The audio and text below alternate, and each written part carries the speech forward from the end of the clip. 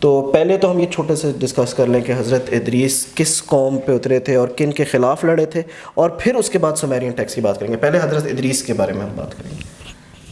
Okay, تو حضرت ادریس کے بارے میں کیا ہمیں, حضرت ادریس کے بارے میں یہ ہم نے بات کلیئر نہیں کی تھی کہ وہ کس قوم پر آئے تھے, کس قوم سے لڑے تھے ان کا, اور وہ اینڈ میں جو ان کا ہم نے ساری بات کی تھی نا کہ حضرت ادریس پورٹلز میں اور یہ سب پورٹلز میں اور ان سب چیزوں پہ ٹریول کرتے تھے, لیکن اس کا اینڈ کیا تھا. اوکے, جو پہلے تو میں آپ کو بتا دوں سمرہ اور سمیریا ہے کیا, تاکہ آپ کو پتہ چلے کہ یہ ہمارے پاس 3 سورسز ہیں انفارمیشن کی جس کے تھرو آپ کو بھی پڑھنا پڑے گا, ہم بھی وہی پڑھ رہے ہیں.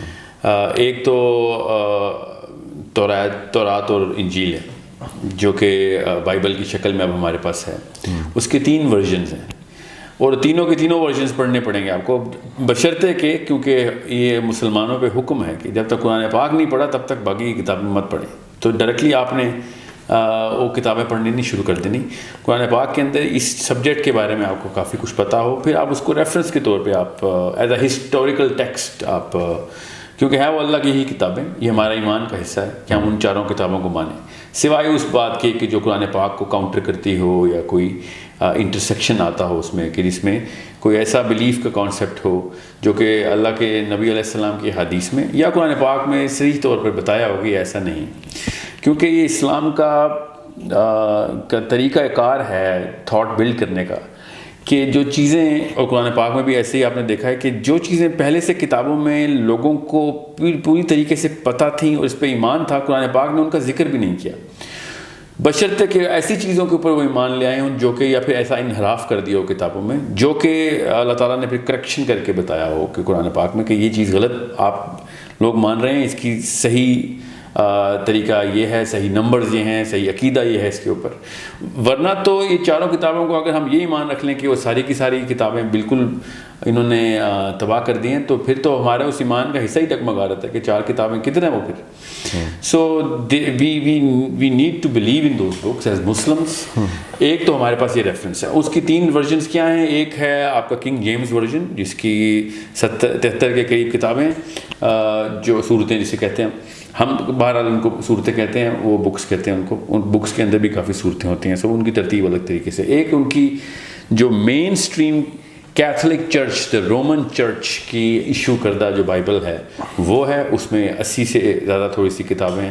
اور جو تیسرا ورژن ہے وہ ہے ایتھیوپین بائبل کا, اس میں سب سے زیادہ کتابیں ہیں. So we need to have that religious scripture of these mainstream religious sects. ایک ہے یہ سورس. دوسری سورس ہے اینشنٹ ہسٹری کی. وہ ہسٹری پے در پے کر کے الگ الگ سویلائزیشنس نے اپنے طور پہ, اپنے مشاہدے کے طور پر ڈاکیومنٹ کی. کس طریقے سے کی, وہ اسی کو ٹیبلٹ بول رہے ہیں. یہ وہ ٹیبلٹ نہیں ہے جو آئی پیڈ کی یا اس طرح کی ٹیکنالوجی تھی, وہ پتھر کی تختیوں کے اوپر لکھتے ہوتے تھے. اور یہی کل ہم بتا رہے تھے کہ سب سے بہترین طریقہ کسی چیز کو پرزرو کرنے کا کامن سینس کی بات تھی کہ وہ پتھر پہ کیا جائے, کیونکہ پتھر لاکھوں سالوں سے اپنی شیپ برقرار رکھے ہوئے ہمارے جو کرۂ ارض پہ. تو انہوں نے کسی ایسی چیز کا انتخاب نہیں کیا جس کی نزاکت کی وجہ سے کوئی ایسی آفت آئے, گرمی ہو جائے, سردی ہو جائے, پانی آ جائے, جو کہ آتا ہے, طوفان آتے ہیں, تو اس کی پریزرویشن میں وہ مسئلہ نہ آئے. تو انہوں نے پتھر کا انتخاب کیا اور بڑا ہی اچھا ڈیسیجن تھا. کیونکہ وہ ہزاروں سال بعد ہمیں مل رہے ہیں. مائن سویلائزیشن ساؤتھ امریکہ کے قریب, سومیرین سویلائزیشن جو تھی وہ عراق کے اندر تھی, اس کو پری بیبلون ایرا میں یہ گردانا جائے گا. پھر اس کو میسوپوٹیمیا کہا جاتا ہے. پھر گریک سویلائزیشن آبویسلی گریس میں تھی. رومن سویلائزیشن اٹلی کے جو یورپ کا حصہ ہے وہاں پہ تھی. یہ پرانی قدیم سویلائزیشن, ان سب کے ٹیکسٹ اور اسکرپچرز ہمارے پاس ہیں. صحیح ہیں یا غلط ہیں یہ ایک الگ بحث ہے. سورس آف انفارمیشن ہمارے پاس کسی نہ کسی شکل میں آ رہا ہے.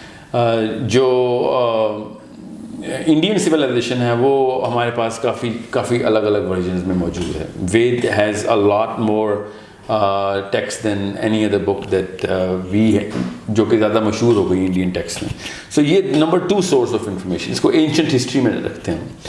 اینشنٹ ہسٹری کا مطلب ہے کہ یہ 10,000 سال 20,000 سال کی باتیں ہیں ساری. یہ جو بائبل اور تورا ہے یہ اینشنٹ ہسٹری نہیں ہے، یہ as far as we can tell یہ 3000 اور 4500 کے سال کے بیچ کے ٹیکسٹ ہیں. یہ ہمیں بائبل کا تو پتہ ہے 2019 سال ہو گئے ہیں بائبل کو، آپ 2019 میں رہ رہے ہیں، تو 2019 یہ ہو گئے اور تقریباً 3500 سال تورات کو ہو گئے. سو اس کو اور جو فائنل نیل ہے جس کے تھرو جو اسٹینسل ہے ہمارا، وہ جو final third source of knowledge ہے اس بارے میں، وہ قرآن اور حدیث ہے. یہ اسٹینسل ہے ہمارا. اگر کوئی ایسی چیز ان سے مطابقت رکھتی ہے یا ان کی تصدیق کر رہی ہے تو وہ اس کو ایز از لیں گے ان دونوں سورسز میں، بائبلز میں بھی اور اینشنٹ اسکرپچرز میں بھی. تو یہ کانٹیکسٹ ہے، یہ متن ہے جس کے بعد آپ کو باتیں کافی سمجھ آ جائیں گی جب ہم لنگو میں آئیں گے، اور بات کے اندر جب ڈسکشن ہوگی تو آپ کو پتہ ہونا چاہیے کہ سومیریا کی سویلائزیشن، سمرا کی جو تہذیب ہے، انہوں نے 21,000 ٹیبلٹس ڈسکورڈ ہو چکی ہیں، 21,000 تختیاں پتھر کی، جن کے اوپر انہوں نے جتنا نالج پرزرو کر سکتے ہو. آف کورس کیا پتہ زیادہ ہو اس سے. یہ 21,000 کا مطلب یہ ہے کہ یہ وہ ہیں جو کہ عراق کے میوزیمز میں پرزروڈ تھیں. اس کے اوپر پراپر ڈاکیومنٹیشن ہوئی، اس کے اوپر اسٹڈی ہوئی، بڑی ویلیڈیشن ویریفیکیشن. 1941 میں، بڑا ریسنٹ واقعہ ہے، 40s میں to be exact, I do not know the exact year جب ان کو انہوں نے ڈکلیئر کیا، مگر 40s میں آرکیولوجسٹ نے یہ ڈسکور کی. So it's a very recent discovery. پھر ایک اور بھی ورژن ہے، سورس ہے، وہ اسرائیلیات میں آتا ہے. اسرائیلیات ان تینوں چیزوں کو نہیں مانتے. وہ بائبل کے علاوہ کچھ اسکرولز اور کچھ گاسپلز ان کے پاس خود بھی ہیں، وہ میں نے پڑھے ہیں، ان کے بارے میں بڑی documentaries, scrolls of temple and scrolls of the sea, Dead Sea scrolls. جی ہاں، مگر اس کو انہوں نے اس طریقے سے شائع نہیں کیا. اور بھی ان کے پاس گاسپلز ہیں جو کہ جن سے وہ بڑا وہ استدلال کرتے ہیں اپنے پروفیسیز کا اور بڑے اپنے نالج کا. سو یہ 5-6 چیزیں ایسی ہیں جو کہ آپ کو پڑھنی پڑیں گی تاکہ ہم جب ڈسکشن کریں تو، مگر آپ نے نہیں بھی پڑھی تو آپ کو میں یہ بتا دوں، آپ کے ذہن میں یہ سوال آئے گا کہ کیا ہم اس کو ایز سورس آف ٹروتھ مان رہے ہیں؟ نو، سورس آف ٹروتھ ہم صرف قرآن اور حدیث کو مانتے ہیں. اگر کوئی ایسی چیز جو کہ سائنٹیفکلی لاجیکلی کریکٹ ہے اور اس کا قرآن پاک میں کوئی ذکر نہیں ہے تو yes we take that as part of the puzzle. اور اگر کوئی ایسی چیز ہے جو کہ قرآن میں بھی ہے اور ادھر بھی ہے تو of course we take that as part of the puzzle and then we try and complete the puzzle. اب آپ کو سمجھ آئے گی کہ میں ان سب چیزوں کو ملانے کے بعد حضرت ادریس کی یا پیرامڈس کی یا ایلینز کی یا ایلومیناٹیز کی، اسپیشلی ایلومیناٹیز کی، یہ ساری کی ساری تفصیل کہاں سے لینی ہے. آج تک میں نے اپنی لائف میں تو کبھی بھی کوئی ایسا لیکچر نہیں سنا جو کہ ایلومیناٹیز کے اوپر ہو اور ان 5 چیزوں کو یا 5 میں سے کوئی سی 2 چیزیں بھی لیتا. وہ ہمیشہ بائبل کا قبالہ علم کے اوپر چلتے ہیں اور شیطانیات کے اوپر آ جاتے ہیں. یہ سب کچھ سراسر غلط ہے. Illuminatis is not a Satan-based practice or a religion or a cult or any kind of ritual which are satanic. Obviously شیطان نے تو خوش ہونا ہوتا ہے ایسی حرکات کے اوپر، مگر وہ شیطان کی بیس پہ نہیں.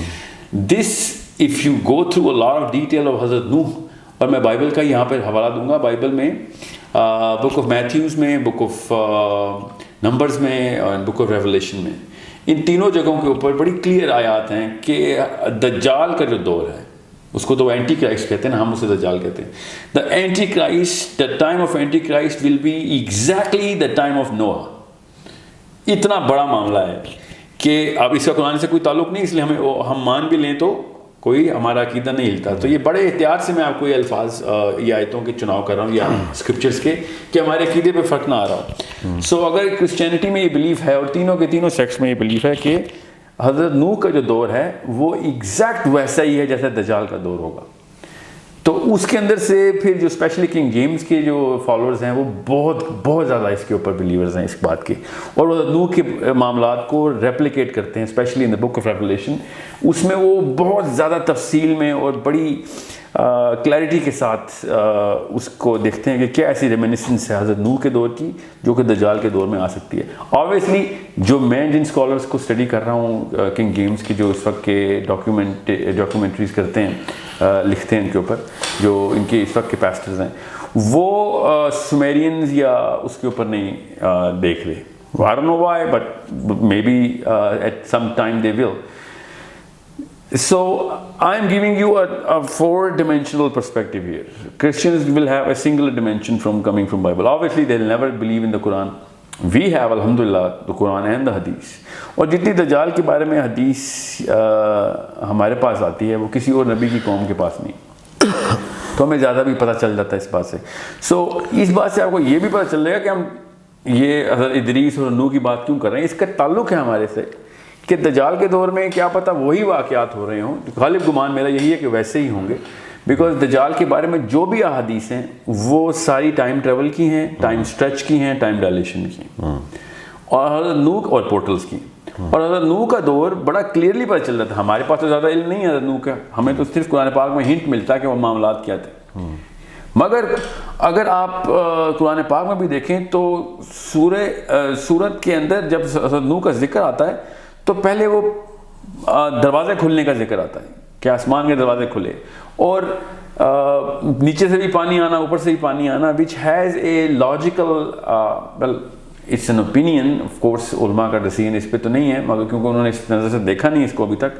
مگر میری اپنی ایک رائے یہ ہے کہ کیونکہ قرآن پاک کا یہ معجزوں میں سے ایک معجزہ ہے، اس بارے میں تو اتفاق ہے کہ جتنا پانی زمین سے اٹھایا جاتا ہے اتنا ہی پانی برسایا بھی جاتا ہے. ٹھیک ہے، یہ تو اللہ تعالیٰ کی ایک معجزوں میں سے ایک معجزہ قرآن پاک میں اسی طریقے سے بتایا گیا. سائنس نے کہا کہ 16 ٹریلین ٹن جو ہے نا وہ پانی ویپرز میں جاتا ہے. اب ہمیں پتہ چل گیا میٹیورولوجی کے تھرو، اور 16 ٹریلین ٹن ہی بارش ہوتی ہے.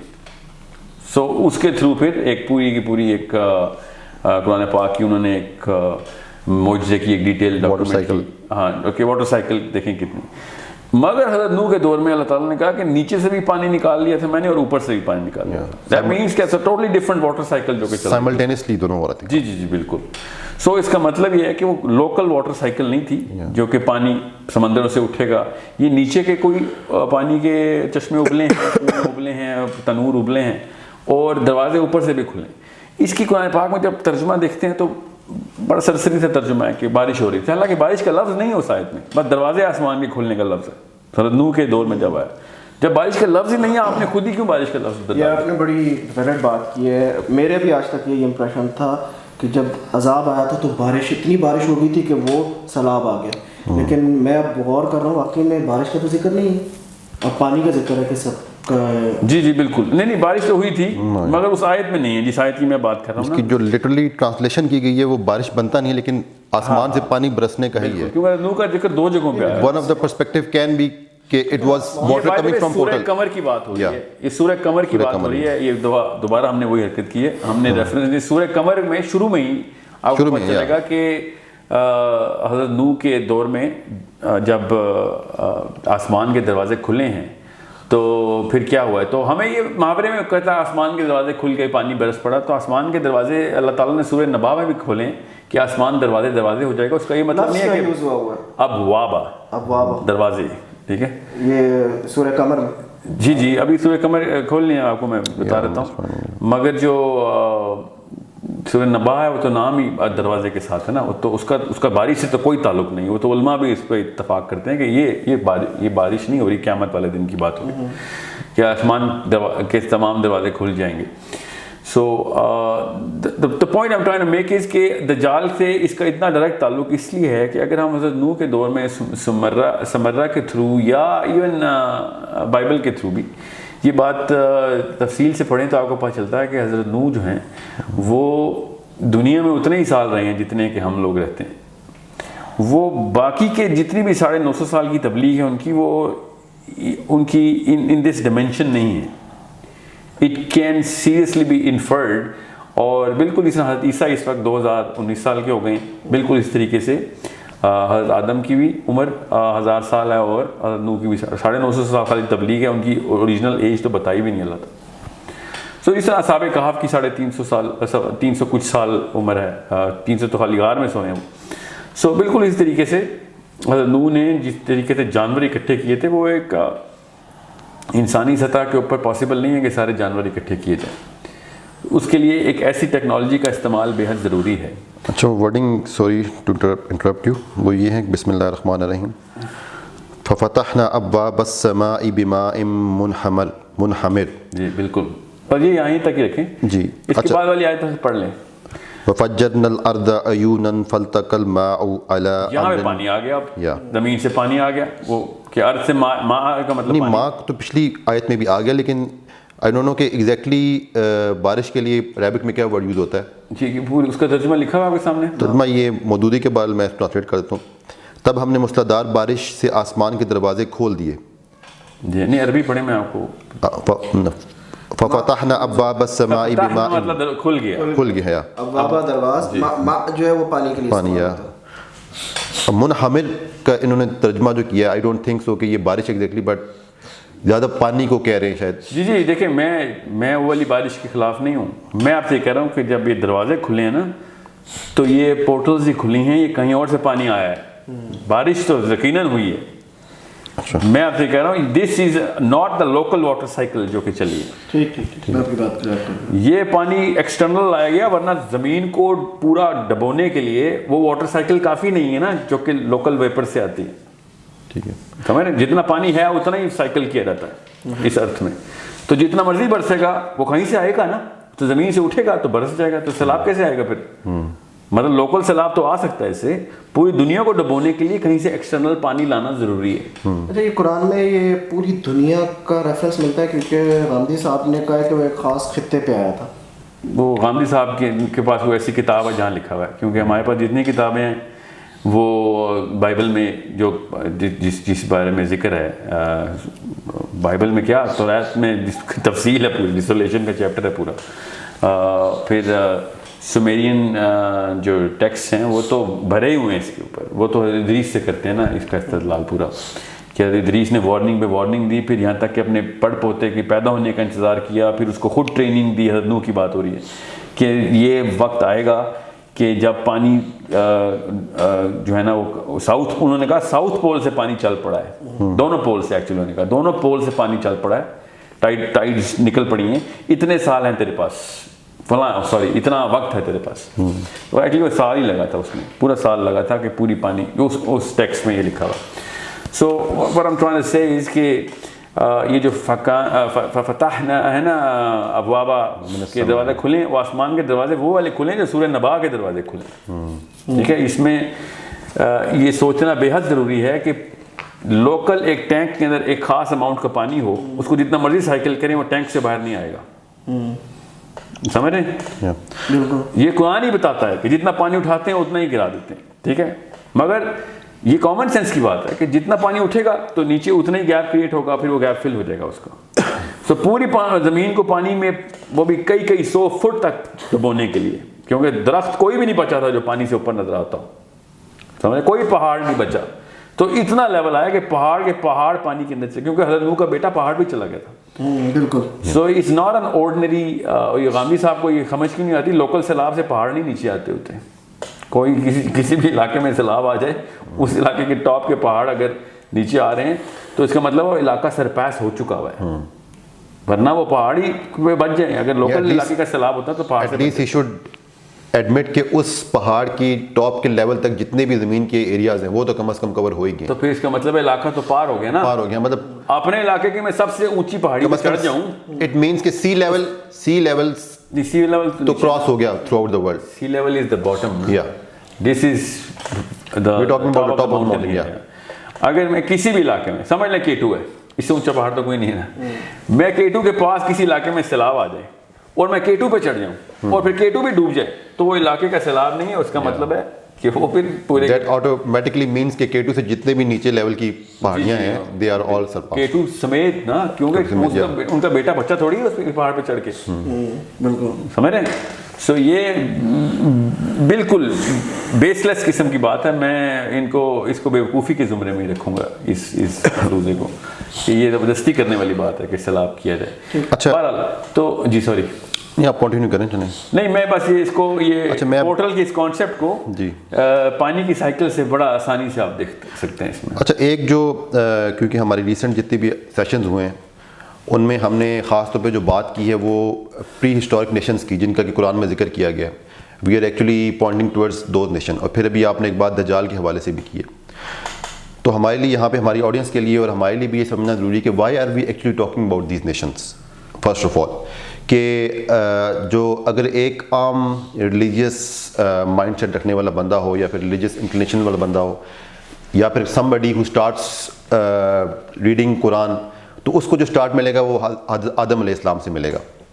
حضرت آدم علیہ السلام کے سے پہلے نہیں اس سے پہلے سے ملے گا قرآن جو قصہ بتایا گیا, مطلب کہ جو اللہ سبحانہ وتعالیٰ اور فرشتوں کی جو ڈائلاگ ہوتا ہے اس کے بارے میں وہاں سے مگر قرآن پاک میں بھی ہے نا کہ ہم نے ان میں سے آدم کو چنا نا, تو اس کا مطلب ہے کہ اوپر سے حدیث کلیئر ہے نا, ہمیں بائبل کی ضرورت نہیں کرتا, قرآن اور حدیث کو الگ مت کریں. ٹھیک ہے, جب آپ اس طرح کے ٹائم لائن کو پلاٹ کریں گے تو حدیث کے through this is what I'm trying to دجال قرآن میں یہی بات ہم سمجھنا چاہ رہے ہیں کہ ہم لوگ جو بات کر رہے ہیں پری ہسٹورک ان نیشنز کی, اور جو ہم اس کو ہم کیسے کوریلیٹ کریں گے قرآن مجید کی جو آیات ہیں, اور ہم اس کی سگنیفیکنس کیسے بیان کریں گے, ہم ان کی کیوں بات کرنا چاہ رہے ہیں. ایک جو میرے ذہن میں بات آتی ہے جو کہ پہلے بھی ایک کویشچن پوز ہو چکا ہے, وہ یہ ہے کہ اللہ سبحانہ وتعالیٰ نے بار بار قرآن مجید میں ایک بات ریپیٹ کی کہ تم سے پہلے بہت طاقتور قومیں گزر چکی ہیں. اور ایک جگہ اللہ تعالیٰ نے I was really astonish to read it, کیونکہ جب بھی میری آفس میں ڈسکشن ہوتی ہے تو کچھ جو میرے کولیگز ہیں they are well versed in the economics, تو وہ یہ بات کرتے ہیں کہ یار اٹس آل اباؤٹ